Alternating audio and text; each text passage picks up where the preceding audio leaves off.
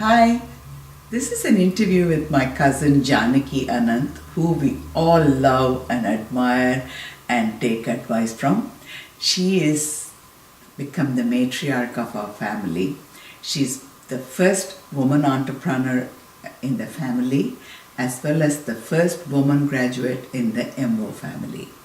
She has made her business so successful, and she is also been founding member of MOVES, the Women Entrepreneur Association of Chennai, and she's brought so many women to prominence by her support and encouragement. She has always been a very entertaining and happy-go-lucky person outside, but very thoughtful, kind and considerate from inside also.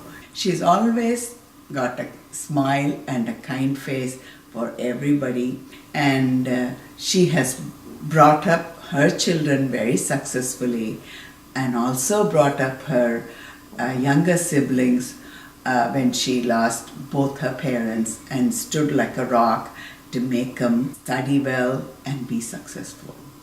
She has built up her own business and made it a well-known enterprise in India and won a lot of awards and accolades for it.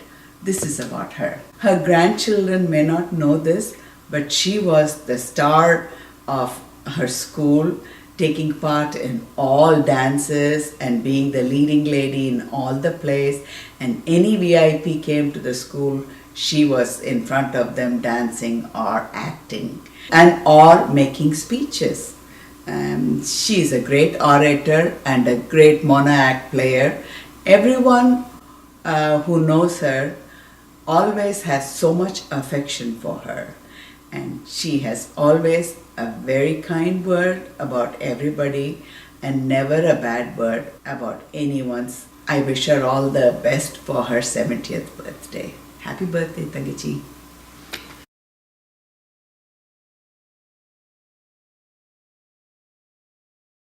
My name is Janaki. That is my grandmother's name. And I was known in school and college as M.O.Janaki. I was born in 1944 into a joint family, a big joint family. How many people were there? 30, right? No, 22 people when I was born. And I was right from the day I know what is happening, say 3 years old, I was the queen of the house because I was the first one in the third generation, grandchildren generation. I was really at the apple of everybody's eye. And I made use of it very well. I was spoiled, in other words. So my grandparents used to really shower their attention and affection on me. All my uncles, all my aunts, my cousin uncles, everybody. So your parents didn't have a say in nothing. In fact, my parents didn't have any say. They were only part of the whole lot, that's all. The most important people were my grandparents. They really showered their affection on me. And I was really happy and almost unaware of anything else except myself. And I was made much of. So till I was 12 or 14, I would say, till I was a teenager, I thought I was the queen. So only then I started realizing I was not so. I'll have to be somebody special in my own field, in some field at least, to be special. I learned dancing, I learned music, and I was even in school. They used to call me for any program, any dance program, any drama, anything. And so I was almost a heroine there. But you were also a beauty queen here? Looks were, it was important, I don't deny it. But I wanted to excel in something. Though I knew Bharatanatyam, I did well, and also in acting. In school, final, I was doing a mono acting. I liked all those things.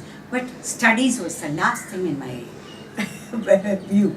Because you were an all-rounder, in other words. I was more interested in these kind of extracurricular activities, and studies was, by the way.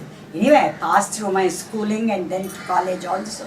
What have you got a BA degree, right? Yeah, I did BA Economics, and I was more interested in doing other things than studies.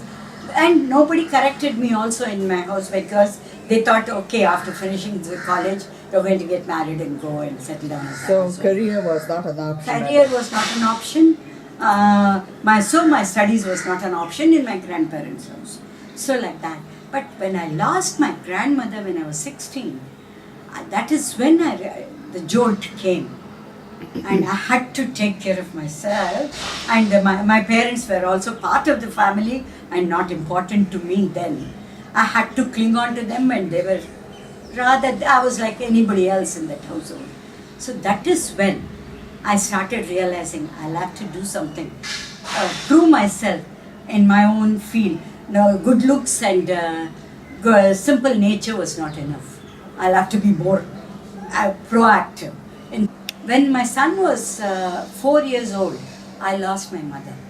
So that is when there was a great trauma, because she was taking care of my siblings who are 12 and 14 and 20. And I didn't know what to do, because they couldn't stay alone and manage themselves. So because I married into my aunt's house. What about your father? My father was there in Bangalore doing his work.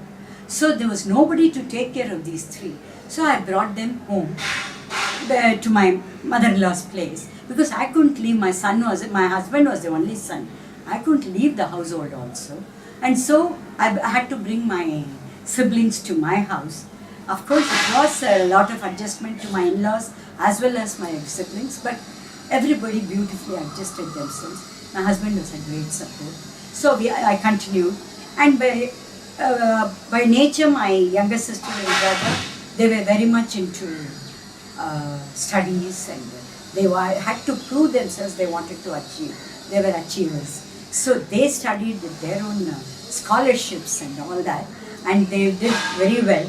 And with God's grace, I got them all married, and now they're all well settled in America and doing very successful. They are very successful in America. So I'm so thankful to God that I could that they could reach this stage with a little bit of help from me. So how do they look upon you now? They treat me almost like their mother, and they are of course we don't discuss it, but I can see that we have a lot of affection. And then only after my mother's death, my daughter was born, and they used to be very nice with her, and they used to help me take care of them, because we were all living in the same house. And by the time my sister and brothers, everybody got married, my children grew up and they were going to college, and they did very well for themselves. And I took my studies very lightly, though I am a graduate. I felt that I should have done more professional course. So I encouraged my siblings as well as later my children to concentrate on studies and do professional course and become achievers, which they are today. And my children got married later, and I was having a void in my life. That is when I thought we should do something again for something for ladies, and that is when I started moves, so that I had time in my hand. I had a lot of enthusiasm. So I studied. I started moves with 10 other women entrepreneurs, and today Moose is 25 years old. So can you happily say that you, with your effort, professionally you achieved so much, and personally you made sure that your children and your siblings have achieved their goals and have become true professionals in serving the community? Of course, I'm very happy and thankful that my siblings and my children took their life and education seriously. They became a big, they are in the academic side as well as in the professional side. They proved themselves well, and they are very successful as big professionals and in their field. And I'm so happy that both my siblings as well as my children are a success in life now. And I should be, though my contribution may be limited And through God's grace, they did a wonderful job and they are all very successful today, of which I am very happy about. There was a sewing machine at home and we had lot of bits and pieces of cloth which was given as gifts to my son and so on and so forth. So I thought, why not? I bought a bag from a shop, paying 16 rupees in 1968, which is quite a lot. And when I just used it one day, when I returned home, one of the handles got snapped. That is when I got very angry. So I decided, I wanted to, why not, when there is cloth at home, when I can cut and make some simple bags, why not I try my hand at making bags? That is when I started stitching bags as a hobby. Then I had some silk bits, some leather bits, some velvet bits, some cotton bits. So I tried various designs, permutation combinations, and I designed more than a dozen variety in just within a month. Then I thought, oh, okay, I can also do something creative. Then a friend of mine came and saw my bags and said, what are you going to do with all your bags? I have a small shed-like place where I've got a boutique. Why don't you keep some of your bags there and let us see if it sells? And believe it or not, the first day I left 4 bags there. And she telephoned the next day to say 2 of them got sold. Don't know the thrill that I had. Okay, my designs are also appreciated. It is bought, but whatever price, I didn't know how to price my bags, anything. Just did it and then it got sold. The thrill of selling your own creation was more than anything else than making money at that time. So like that, then I started making bags for that particular shop. And she gave me an application form after 2 years to say, I say, look, there is a Tamil Nadu Garments Handicraft Emporium. They had a talent meet. And they said, you bring whatever novel or whatever new. So you just display it, we'll select it and we'll give you awards. So she gave me the form and said, why don't you apply with your bags? And so I did. I gave about 4 to 5 designs of my bags to Poompuhar, that is Tamil Nadu Handicrafts Development Corporation. It's a garment showroom, and I thought mine are all just ordinary cotton and jute bags, or mainly cotton and silk bags. I made one jute material because I had some jute at home. I tried that also. And surprisingly, nobody got the first prize or the second prize. About 10 of us got merit awards, which was 100 rupees then. They didn't even give me a certificate or anything, but I got 100 rupees in a cover. And from that day onwards, they asked me to supply my designs to Poompuhar. So I started making for Poompuhar. The next year they had wealth out of waste. Whatever waste material, you create something. That time also I created 2 different designs, and that also got a merit award. That started my bags and bags. That is my unit. I call my unit bags and bags. That is when I started doing it in a commercial way to give it to Poompuhar. I started my business with 1,000 rupees in hand, and my cook's daughter had learned tailoring.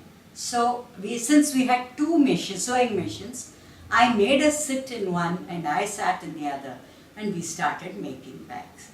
I told her how to do it. I did the cutting myself. So it was more a hobby than a big business, and I continued to be like that. Maybe for another, but then I got my daughter, so I didn't have time, and my mother passed away. I had to get my brother, sister who were going to schools, so I had to take care of them.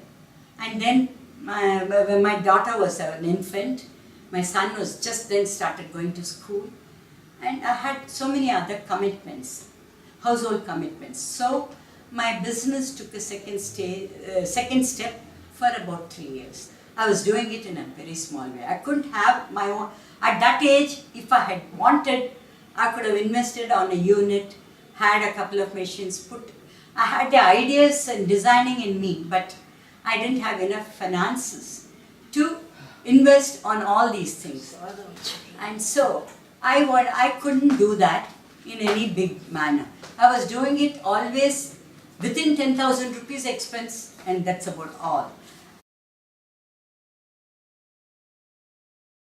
Personal achievements, from the business angle, I always wanted to give some kind of a support to women. That was my aim. 30 years back, more than 30 years, maybe 40 years back, when I started doing my bags, I was asked by the Young Women Christian Association. They asked me whether I could support or give some kind of an assistance or training to mentally challenged rehabilitation center. They were running one, and they asked me whether I could give them something. They didn't even wanted me to pay them, but they sent about 2 ladies first to my workshop. Then I was having a shed where I was doing the work. And so I trained them. They said, give them something repetitive, not challenging. So I trained them how to make hand-knotted carpets with banyan waste. I used to collect banyan waste from the banyan factory and train them. When you say banyan, you mean the vest? Vest and men's vest. Men's vest. And the exporters who make all that in that material. They used to have cutways. So I used to collect that and make a frame with nails and all that.